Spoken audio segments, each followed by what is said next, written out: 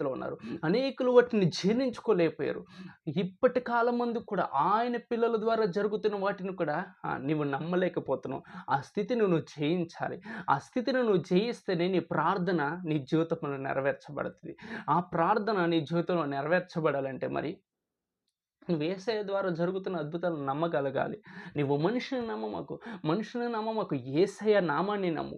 యేసయ్య నామములో ఆ శక్తి ఉందని గమనించు.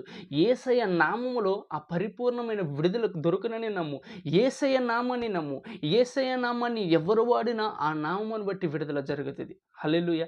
యేసయ్య నామం అంత గొప్పది. యేసయ్య నామం గొప్పది. నీవు గాదు, నేను గాదు, ఎవరు కాదు గొప్ప.